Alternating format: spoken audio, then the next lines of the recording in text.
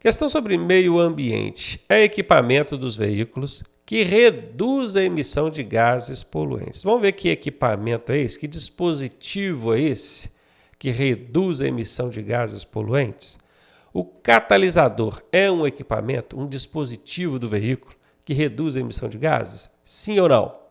Sim, isso é verdade. O catalisador fica lá no escapamento e ele faz a conversão, não é filtro não, tá? Não é filtragem, é conversão de gases perigosos, que vocês vão encontrar isso na prova como gases nocivos, em gases não perigosos ou gases não nocivos. Ele converte gases nocivos em gases não nocivos.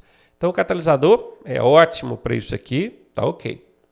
O cano de descarga, olha, no cano de descarga a gente tem o catalisador, a gente tem o silenciador, que também é um abafador de ruído e evita ali a poluição sonora, mas o cano de descarga especificamente não é um equipamento que reduz a emissão de poluentes, ele é só o local por onde os gases resultantes da queima do combustível vão ser expelidos, jogados para fora. Então, letra B, não. Nebulizador, acho que você sabe o que é nebulizador, né? Tem até um aparelhinho desse em casa, certamente. Você coloca ali aquela máscarazinha na boca, sobre a boca e o nariz, né? E que ele vai soltando um arzinho com água, um ar umidificado. Normalmente a gente usa muito nebulizador em período de inverno, onde o ar é mais seco, então aquilo vai ressecando as mucosas, o que deixa a gente mais vulnerável a pegar ali doenças respiratórias, uma gripe, né? Então, o nebulizador em crianças, então, é ótimo. Vocês sabem muito bem o que é. Não tem nada a ver com o equipamento do veículo para reduzir a emissão de poluentes, né, gente? Então, tá fora. E o ar-condicionado? Não, o ar-condicionado é um dispositivo que está ali para refrescar dentro do seu carro ali, para você ficar mais à vontade, mais confortável. Mas ele não reduz em nada a emissão de poluentes também, não.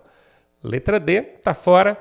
Ficamos, então, com o catalisador. Questãozinha aqui sobre processo de habilitação, que diz o seguinte: qual é o valor máximo indenizado pelo SPVAT em caso de morte por sinistro de trânsito? Esse SPVAT era chamado de DPVAT. Então é possível que você ainda encontre na sua prova algumas vezes dizendo DPVAT. Se cair DPVAT, entenda como sendo SPVAT, que é a forma atualizada, tá? Isso aqui não existe mais. O nome certo agora é SPVAT, que significa seguro obrigatório para proteção, seguro obrigatório para proteção de vítimas de acidentes de trânsito, tá? Seguro obrigatório para proteção de vítimas de acidentes de trânsito. Curioso dizer aqui, né, o Código de Trânsito mencionar acidente de trânsito, porque esse termo acidente foi alterado no mesmo Código de Trânsito, numa lei anterior, para o termo sinistro. Então, o Código de Trânsito hoje não faz menção a acidente, ele faz menção a sinistro. Contudo, na hora de colocarem que a sigla do seguro obrigatório, colocaram para proteção de vítimas de acidentes de trânsito. Enfim, deixe isso para lá, é só para ficar explicado aqui para você, tá? A questão aqui quer saber outra coisa. Qual é o valor máximo da indenização no caso do DPVAT em caso de morte, tá? Morte por sinistro de trânsito.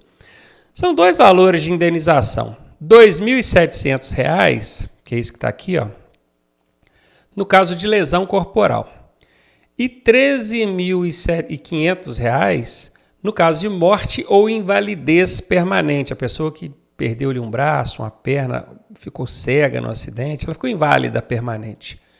Ok? Então, morte, R$ 13.500. Lesão, de um modo geral, R$ 2.700. Esses outros dois valores que foram colocados só para encher linguiça e confundir sua cabeça.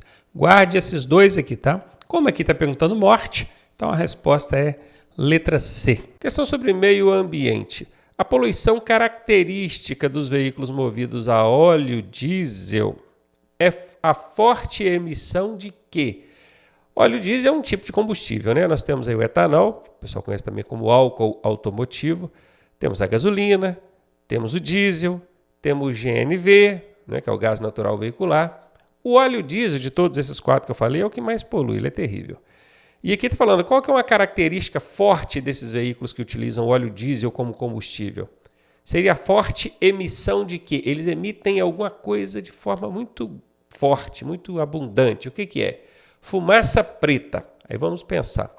Os veículos que têm motor de combustão a óleo diesel, eles emitem fumaça preta?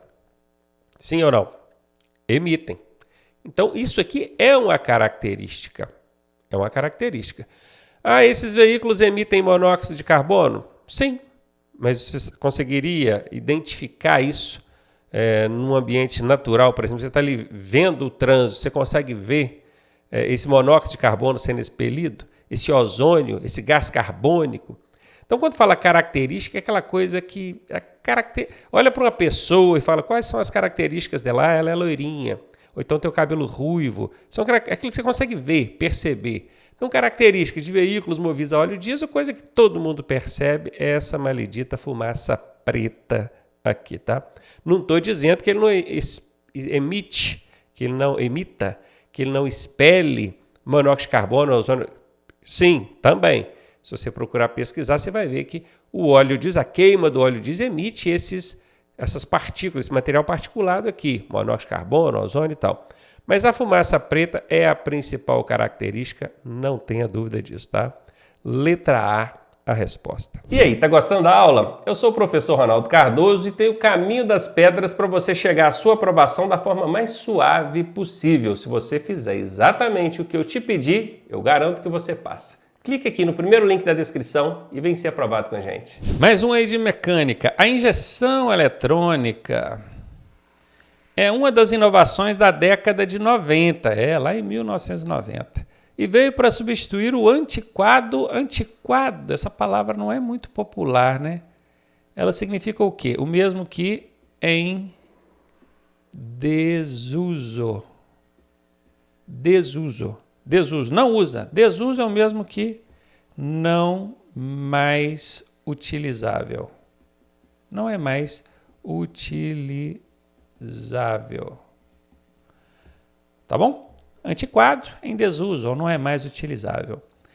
A injeção eletrônica veio para substituir o quê, hein, gente? O alternador, o radiador, o carburador ou o catalisador? É o carburador. Essa aqui, ó, cai muito em prova. Então, o carburador faz o quê? É um dispositivo do sistema de alimentação que faz a mistura do combustível com o ar. Aí manda lá para dentro do motor uma mistura explosiva. E não somente o combustível. O combustível sem ar não pega fogo. Então o carburador é que fazia esse trabalho, né?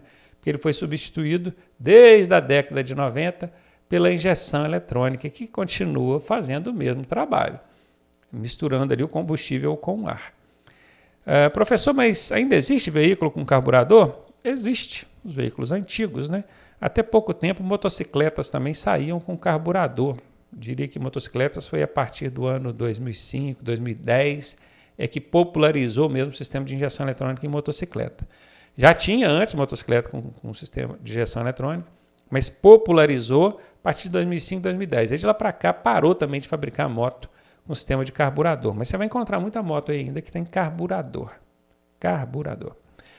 Essa é a resposta. E o pessoal confunde muito isso aqui, tá? Porque termina tudo com ador, ador, ador, ador, ador. Essas peças que terminam com ador, o pessoal confunde. Dá uma dor, né?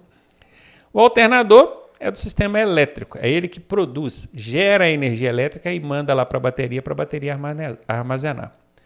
O radiador é do sistema de arrefecimento.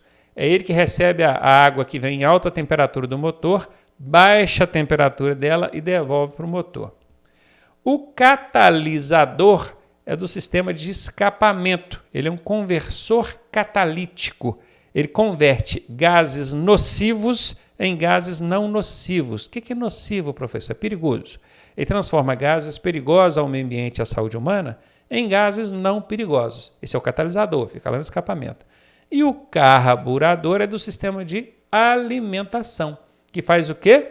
Mistura o combustível com o ar, gerando então uma mistura explosiva, enviando lá para o motor. Ele fazia isso, né? Porque quem faz hoje é a injeção eletrônica Resposta aí, letra C. Questão de mecânica. A energia mecânica gerada necessária para movimentar um veículo é gerada pelo... E aqui os alunos erram essa questão muito frequentemente. É muito comum dos alunos errarem. Por quê? Porque quando fala em energia, a primeira coisa que vem na cabeça é energia elétrica. E não é só energia elétrica que existe, existe energia mecânica também. Essa energia mecânica, guarde bem isso para você não confundir mais, hein? Também pode ser chamada de força, né? Desculpa, de força motriz. Força motriz ou energia, vou apagar isso aqui, tá? Ou energia mecânica são a mesma coisa. E quem gera isso, quem gera essa força para o veículo ser movimentado é o motor. Porém, quem confundiu isso aqui com energia elétrica acabou marcando ou alternador ou bateria, né? Se fosse energia elétrica, a resposta seria alternador. Não é bateria, porque a bateria não gera energia elétrica. A bateria armazena energia elétrica. Ok? Então tá aí uma mini aula para você também sobre isso, hein? Questão de mecânica. O bom funcionamento do veículo depende de manutenções com trocas de vários componentes líquidos e lubrificantes. Ué, lubrificante não é componente líquido? É, né? Questão que foi redundante. Indique abaixo os itens que devem ser verificados com maior frequência. Filtro de combustível. Ok. A cada 10 mil quilômetros, em média, que a gente faz revisão no veículo, precisa trocar o filtro de combustível. Bomba d'água? Não, a bomba d'água só se ela der um defeito mesmo. Isso aqui não precisa ficar trocando periodicamente, não. Está fora. Letra A, eliminada. Filtro de ar? Sim, tem que trocar a cada revisão, 10 mil quilômetros ali e tal. Velas de ignição? Não. Velas de ignição só se elas começarem a apresentar problema mesmo. Então, isso aqui não é trocado a cada revisão, não. Letra B está fora. Nível de óleo é uma coisa que a gente observa. Água do sistema de arrefecimento. Calibragem dos pneus, sim. Inclusive, esses três aqui a gente olha diariamente, né? Posso dizer. Provavelmente essa vai ser a resposta. Nível de óleo do motor, sim. Mas da caixa de câmbio, que é da caixa de marchas? Não. Absolutamente não. Lonas de freio também não é trocado assim a cada revisão, não. Até troca-se com frequência, mas não, se tivesse que escolher entre lonas de freio e esses três aqui de cima, disparado, nível de óleo, água e calibragem dos pneus, isso aí é frequentemente mesmo, é praticamente todo dia. Tá? Letra C, a resposta. Questão sobre meio ambiente. É um gás incolor, sem cheiro e sem gosto. Olha que interessante. Se ele não tem cor, igual a fumaça tem cor, você consegue ver ela. Não é o caso. Esse gás aqui não tem cor. Você não consegue perceber visualmente. Ele não tem cheiro. E também não tem gosto. Você não sente ele na língua, no seu paladar. Ele é um gás totalmente imperceptível. Você não percebe que está tendo contato com esse gás. Ele é resultante da queima incompleta de combustível. É um gás altamente perigoso, tóxico e leva à morte em poucos minutos, tá? Então vamos lá. Só para a gente entender isso aqui dentro de um contexto, um veículo, quando queima combustível, ele normalmente emite CO2. Esse C aqui é de carbono, esse O é de oxigênio. E esse 2 aqui significa que tem duas partes de oxigênio para uma parte de carbono. Esse duas partes de carbono dá o nome desse gás aqui de dióxido. De 2, dióxido de carbono, ou conhecido popularmente como gás carbônico. Só que quando a queima acontece de forma incompleta, o veículo emite esse gás aqui, ó, o CO. Ele não tem o 2. O que aconteceu aqui? Onde tinham duas partes de oxigênio para uma de carbono, agora só tem uma de oxigênio para uma de carbono. Então, ao invés de 2, vai chamar mono. Mono é de 1. Monóxido. Monóxido de carbono. Veja, tem menos oxigênio do que essa mistura aqui de cima. A de cima também é poluente, mas muito menos perigosa do que essa de baixo aqui. Menos oxigênio provoca asfixia, leva à morte. Então, um gás extremamente perigoso. E veja, ele é imperceptível. De onde mais que vem isso? Isso vem da queima de qualquer tipo de combustível, carvão, gás, inclusive o gás de cozinha que tem na sua casa, tá? Tem que tomar cuidado com isso. Se a queima está acontecendo de forma incompleta, baixa quantidade de oxigênio no resultado da queima desse gás, isso pode levar à morte de quem está ali dentro. Por isso que e cozinha é um lugar perigoso, no ambiente fechado, confinado, é a mesma coisa do veículo. Então não pode. Já vi caso de um casal, o veículo deu defeito, aí passou um caminhão baú vazio, vou levar esse veículo para vocês. Colocaram o veículo ali dentro do baú, e como não tinha lugar lá na cabine do caminhão, porque já estava o motorista e ajudante, esse casal entrou dentro do carro deles mesmo, o motorista fechou o baú. Como começou a esquentar muito lá dentro, qual foi a ideia deles? Vamos ligar o carro para o ar-condicionado funcionar. Só que ali esse veículo estava produzindo CO, monóxido de carbono. E como era um ambiente confinado, fechado, não tinha como ventilar, o casal veio a óbito. Só na hora que o motorista do caminhão parou, o caminhão que foi ver o tamanho do problema. Então, quando a queima acontece de forma incompleta, menos combustível nesse resultado da queima é chamado de monóxido. Olha, o di vem de 2, o mono é de 1, monóxido, é o CO, não tem o 2, é menos oxigênio e gás perigoso. Essa aqui é a resposta, tá? Meio ambiente. Caminhões e ônibus, veículos de grande porte em geral, utilizam o diesel como combustível, que, em motores mal regulados, liberam poluentes denominado quer dizer chamado de fumaça preta. O programa desenvolvido para identificar e controlar essas emissões esse programa é uma ação de um órgão ambiental, tá? Programa desenvolvido para identificar e controlar as emissões aqui de poluição do ar. O PROCONV, é muito importante a gente aprender a identificar o que significa essas siglas. Eu sei que é difícil, mas algumas delas a gente tem que aprender. PROCONV, PRO de programa. Então, quando eu vejo PRO de programa, já casou com isso aqui, que a questão está perguntando, qual é o programa desenvolvido para... Viu aí? Programa de controle, esse com aqui de controle da poluição do ar causada por veículos. Então, PROCONV significa programa, o que já casa com o que a questão está pedindo, de controle, que é o que vem aqui no com, da poluição do ar por veículos. Coloquei o acento no lugar errado. Veículos, tira isso daqui. Veículos. Programa de controle da poluição do ar causada por veículos. PROCONV, essa é a resposta. SMA significa Sistema Municipal do Meio Ambiente. SEMA significa Sistema Estadual, Secretaria, está falando sistema, né? Secretaria Municipal do Meio Ambiente, Secretaria Estadual do Meio Ambiente. E CONAMA é Conselho Nacional do Meio Ambiente. Esses órgãos que terminam com MA, terminam com MA, essas siglas, né, que terminam com MA, ou começam com AM, são órgãos ambientais.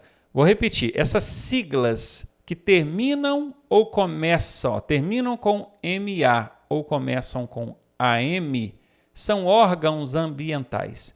A questão aqui não está perguntando o nome de órgão, está perguntando o nome do programa que controla. Esse PROCONV, para você ter uma ideia, é de responsabilidade de um órgão. Qual é o órgão? Aí sim, Conselho Nacional do Meio Ambiente. Então, tome muito cuidado para não confundir o programa com o nome do órgão que controla ele. Inclusive, o Detran poderia estar perguntando aqui exatamente quem controla o PROCONV. Quem é que criou e quem é que desenvolve, quem mantém o PROCONV? É o CONAMA. PROCONV, já expliquei para vocês como identificar aqui, como desmembrar essa sigla. Assista de novo para você memorizar. E essas outras siglas aqui, que são sopas de letrinhas, né? que fica difícil de identificar, às vezes você não precisa nem saber o que significa Secretaria Municipal do Meio Ambiente, mas sabendo que termina com MA, é órgão ambiental, você já saberia que não é um programa, é o órgão ambiental. Ok? Tá aí. Assistam umas 2, 3 vezes para memorizar. Hein? Meio ambiente. A poluição do ar pelos veículos não é causada, a poluição do ar, hein? Pela presença do canister no sistema de alimentação.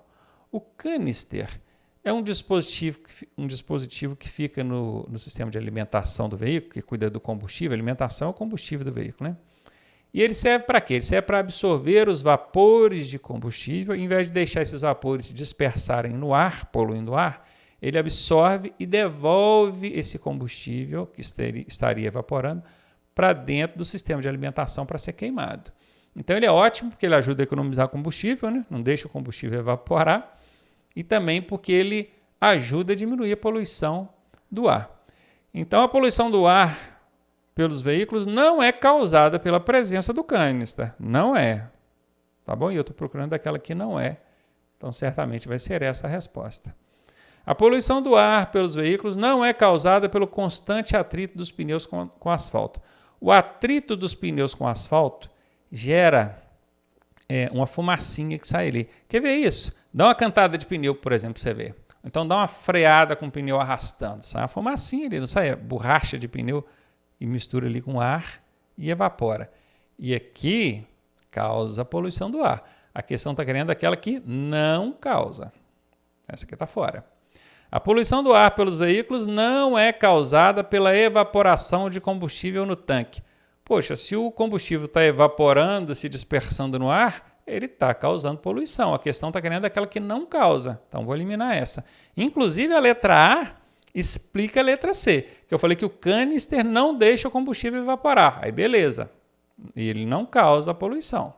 Mas a evaporação, caso o canister não esteja funcionando, ou caso o veículo não tenha canister, veículos mais antigos não têm, né? Aí, letra D. A poluição do ar pelos veículos não é causada por escapamentos com catalisador defeituoso. Olha, o catalisador é um conversor de gases tóxicos em gases não tóxicos, ou não nocivos, não perigosos para o meio ambiente.